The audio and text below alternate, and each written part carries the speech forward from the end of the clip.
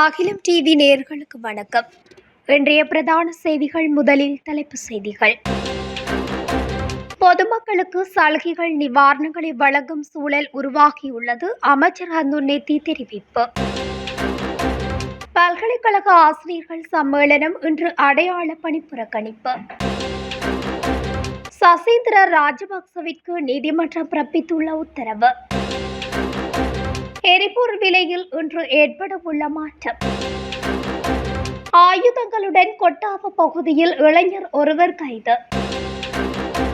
சீன பட்டாசுகள் பயன்படுத்தினால் கடும் நடவடிக்கை.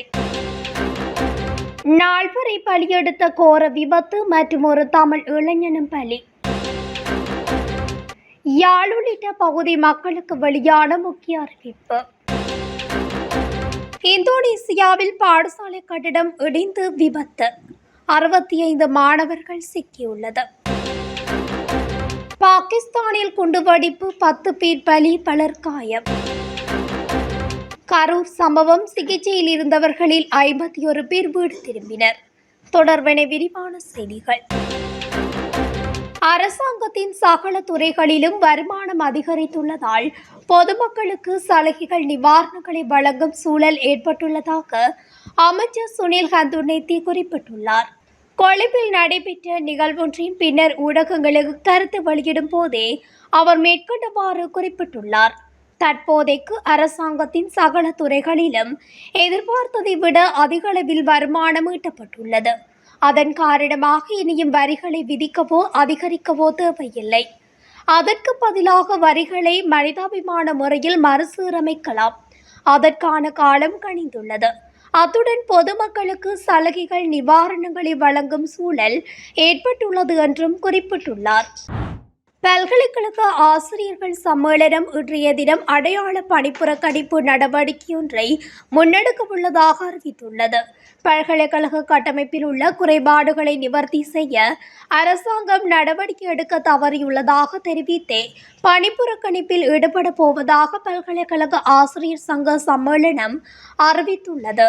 பல்கலைக்கழக ஆசிரியர் சங்க சம்மேளன செயலாளர் சிரேஷ்ட விரிவுரையாளர் சாரதத்த இளங்கசிங்க நேற்று நடத்திய செய்தியாளர் சந்திப்பின் போது குறித்த அறிவிப்பை வெளியிட்டுள்ளார். அங்கு தொடர்ந்தும் கருத்து வெளியிட்ட அவர், அரசாங்கம் ஆட்சிக்கு வந்து 1 வருடம் கடந்துவிட்டது. ஆனால் அரசு பல்கலைக்கழகங்களில் உள்ள நெருக்கடிகளுக்கு இன்னும் தீர்வு காணப்படவில்லை. அத்துடன் தற்போது அரசு கல்வி வீழ்ச்சியடைந்து கடுமையான நெருக்கடியை எதிர்நோக்கியுள்ளது. பல்கலைக்கழக பேராசிரியர்களின் பற்றாக்குறை தற்போது கடுமையான நிலையில் காணப்படுகின்றது. பேராதனை பல்கலைக்கழகத்தில் இருந்து கடந்த ஆண்டில் மட்டும் சுமார் 200 பேராசிரியர்கள் வெளியேறியுள்ளனர் என்றும் சாரதத்த இளங்கசிங்க தொடர்ந்து குறிப்பிட்டுள்ளார். முன்னாள் ராஜாங்க அமைச்சர் சசீந்திர ராஜபக்சவை விளக்கமறியலில் வைக்குமாறு கொழும்பு நீதவான் நீதிமன்றம் உத்தரவிட்டுள்ளது. சந்தேக நபர் என்று நீதிமன்றத்தில் முன்னிலைப்படுத்தப்பட்ட போதே கொழும்பு பிரதான நீதவான் அசங்க எஸ் போதரகம இந்த உத்தரவை பிறப்பித்துள்ளார்.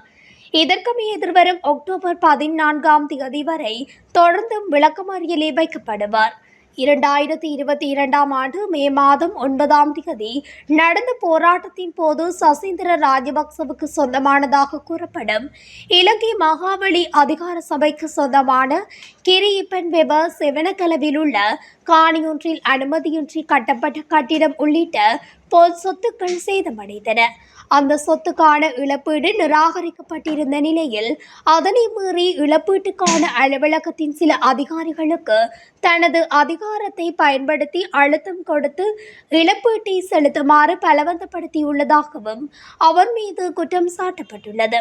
இதன்போது 88,50,000 இழப்பீடாக பெற்றதனூடாக ஊழல் முறைகேடு தொடர்பில் பொதுச்சொத்து சட்டத்தின் கீழ் குற்றம் செய்துள்ளதாக சந்தேகத்தின் பேரில் அவர் கைது செய்யப்பட்டார். நாட்டில் தற்போது நடைமுறையில் உள்ள எரிபொருளின் விலையில் திருத்தம் மேற்கொள்ளப்படலாம் என எதிர்பார்க்கப்படுகின்றது. மாதாந்த எரிபொருள் விலை திருத்தத்திற்கு அமைய இவ்வாறு எரிபொருளின் விலையில் மாற்றங்கள் ஏற்படுத்தக்கூடிய வாய்ப்புகள் உள்ளன. இன்று நள்ளிரவு முதல் நடைமுறைக்கு வரும் வகையில் இந்த திருத்தங்கள் அறிவிக்கப்படலாம். இதேவேளை கடந்த மாத எரிபொருள் விலை திருத்தத்தின்படி 92 ரக ஒக்டேன் பெட்ரோல் 1 லிட்டரின் விலை 6 ரூபாவால் குறைக்கப்பட்டதுடன் மேலும் சில எரிபொருட்களின் விலைகளில் மாற்றங்கள் செய்யப்பட்டன.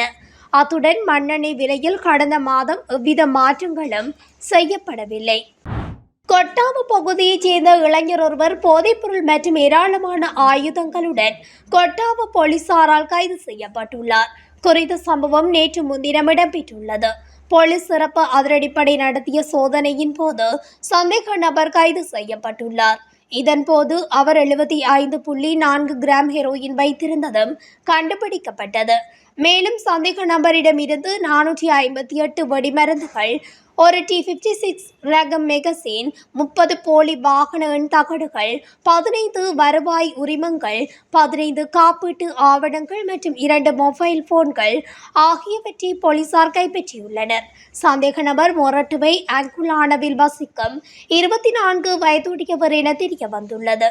சந்தேக நபர் விசாரணைக்காக மாகாண தெற்கு மாவட்ட குற்றப்பிரிவிடம் ஒப்படைக்கப்பட்டுள்ளமை குறிப்பிடத்தக்கது. நாட்டில் தடை செய்யப்பட்ட மற்றும் சட்டவிரோதமாக தயாரிக்கப்பட்ட கக்கா பட்டாசுகள் மற்றும் சீனா பட்டாசுகள் ஆகியவற்றை பயன்படுத்துபவர்கள் மீது கடுமையான சட்ட நடவடிக்கை எடுக்கப்படும் என பாதுகாப்பு அமைச்சு அறிவித்துள்ளது.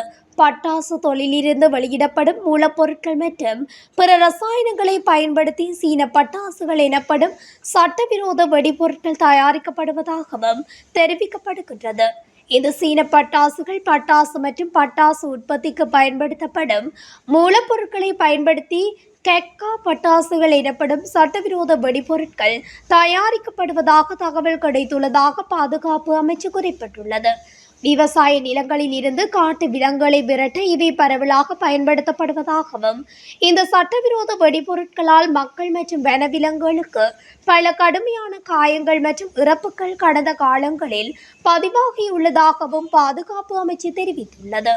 அத்தோடு இந்த வெடிபொருட்கள் குறிப்பிடத்தக்க சுற்றுச்சூழல் மற்றும் பாதுகாப்பு சவால்களையும் ஏற்படுத்தியுள்ளதாகவும் கண்டறியப்பட்டுள்ளது. கடந்த 25ஆம் தேதி புதுக்குடியிருப்பில் இருந்து கொழும்பு சென்ற டால்பின் ஒன்று மீண்டும் புதுக்குடியிருப்பு நோக்கி திரும்பிக் கொண்டிருக்கையில் அனுராதபுரம் தலாவ மீரிகம பகுதியில் முல்லைத்தீவில் இருந்து குருநாகல் நோக்கி சென்ற லொரியுடன் மோதி விபத்துக்குள்ளானது. இந்த விபத்தில் முல்லைத்தீவு புதுக்குடியிருப்பு செம்மலை பகுதிகளைச் சேர்ந்த ஊழியர்கள் 4 பேர் உயிரிழந்தனர். இந்த விபத்தில் காயமடைந்து சிகிச்சை பெற்று வந்த புதுக்குடியிருப்பினைச் சேர்ந்த மற்றொரு இளைஞனும் நேற்று உயிரிழந்துள்ளார். 9ஆம் வட்டாரம் மல்லிகைத்தீவு புதுக்குடியிருப்பினைச் சேர்ந்த இளைஞன் அனுராதபுரம் வைத்தியசாலையில் சிகிச்சை பெற்று வந்த நிலையில் சிகிச்சை பலனின்றி உயிரிழந்துள்ளார். இவரோடு இந்த விபத்தில் முல்லைத்தீவு மாவட்டத்தினைச் சேர்ந்த 5 இளைஞர்கள் உயிரிழந்துள்ளமை குறிப்பிடத்தக்கது. வடக்கு உள்ளிட்ட பல மாவட்டங்களில் அவ்வப்போது மணித்தியாலத்துக்கு 30 தொடக்கம் 40 கிலோமீட்டர் வரையான வேகத்தில் பலத்த காற்று வீசக்கூடும் என வளிமண்டலவியல் திணைக்களம் தெரிவித்துள்ளது. வளிமண்டலவியல் திணைக்களம் இன்று வெளியிட்டுள்ள அறிக்கையில் இதனை தெரிவித்துள்ளது. நாட்டை சூழவுள்ள கடற்பரப்புகளில் காற்றானது தென்மேற்கு திசையில் இருந்து வீசக்கூடிய சாத்தியம் காணப்படுவதுடன் காற்றின் வேகமானது மணித்தியாலத்துக்கு 30 தொடக்கம் 40 கிலோமீட்டர் வேகத்தில் காணப்படும். மத்திய மலைநாட்டின் மேற்கு சரிவு பகுதிகளிலும் வடக்கு வடமத்திய வடமேல் மற்றும் மத்திய மாகாணங்களிலும் திருகோணமலை மற்றும் ஹம்மாந்தோட்டை மாவட்டங்களிலும் அவ்வப்போது மணித்தியாலத்துக்கு 30 தொடக்கம் 40 கிலோமீட்டர் வரையான வேகத்தில் வீசக்கூடும். மாத்தறையிலிருந்து ஹம்மாந்தோட்டை ஊடாக புத்தியுள் வரையான கரையோரத்திற்கு அப்பாற்பட்ட கடற்பரப்புகளிலும் சிலாபத்தில் இருந்து மன்னார் ஊடாக காங்கேசுந்தரி வரையான கரையோரத்திற்கு அப்பாற்பட்ட கடற்பரப்புகளிலும் காற்றின் வேகமானது அவ்வப்போது மணித்தியாலத்துக்கு 50 தொடக்கம் 55 கிலோமீட்டர் வரை அதிகரிக்கக்கூடிய சாத்தியம் காணப்படுகின்றது.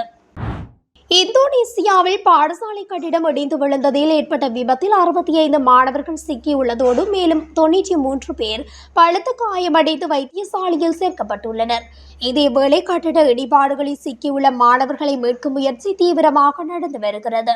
கட்டிடம் இடிந்து விழுந்ததற்கான காரணம் குறித்து அதிகாரிகள் விசாரணையை தொடங்கியுள்ளனர். இந்த கட்டிட இடிபாடுகளில் சிக்கியுள்ள மாணவர்கள் பெரும்பாலும் 7 முதல் 11ஆம் வகுப்பு வரை படிக்கும் மாணவர்கள் ஆவர். இதுகுறித்து மீட்படி அதிகாரி கூறியதாவது, இடிபாடுகளுக்குள் இடிபாடுகளுக்கு அடியில் சிக்கியவர்களுக்கு ஆக்சிஜன் மற்றும் தண்ணீரை வழங்கி அவர்களை உயிருடன் வைத்திருக்கின்றோம். அதே நேரத்தில் அவர்களை மீட்க நாங்கள் கடுமையாக உழைக்கின்றோம். அவர்களை காப்பாற்றுவதில் அதிக கவனம் செலுத்தி வருகின்றோம் என்று தெரிவித்துள்ளார். பாகிஸ்தானின் பலூசிஸ்தான் மாகாண தலைநகர் குவேட்டாவில் உள்ள எல்லைப்படை தலைமையகத்தில் இடம்பெற்ற குண்டுவெடிப்பில் 10 பேர் உயிரிழந்ததுடன் 32 பேர் காயமடைந்துள்ளனர். குண்டுவெடிப்பில் காயமடைந்த 32 பேரும் குவேட்டா மருத்துவமனை மற்றும் சிகிச்சை மையத்துக்கு கொண்டு செல்லப்பட்டுள்ளனர். குண்டுவெடிப்பை தொடர்ந்து அப்பகுதியில் தீவிர துப்பாக்கிச் சூடு நிகழ்ந்துள்ளது.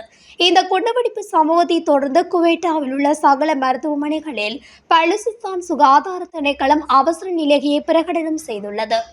காயமடைந்தவர்களுக்கு சிகிச்சை அளிக்கும் பணிக்கு உதவ சகல மருத்துவ பணியாளர்களும் மருத்துவமனைகளில் தொடர்ந்து பணியில் இருக்க வேண்டும் என்றும் உத்தரவிடப்பட்டுள்ளது. கரூரில் நடைபெற்ற தாவேகா கூட்டத்தின் நெரிசலில் சிக்கி 41 பேர் உயிரிழந்துள்ளதோடு 110 பேர் படுகாயமடைந்து வைத்தியசாலையில் சிகிச்சை பெற்று வந்தனர். இந்த நிலையில் 110 பேரில் 51 பேர் குணமடைந்து வீடுகளுக்கு திரும்பியுள்ளனர். மீதமுள்ள 59 பேரில் 51 பேர் கரூர் அரசு மருத்துவக் கல்லூரி மருத்துவமனையிலும் 8 பேர் தனியார் வைத்தியசாலையிலும் சிகிச்சை பெற்று வருகின்றனர். குறித்த 59 பேருக்கும் உயர் சிகிச்சை வழங்கப்பட்டும் வருகின்றது.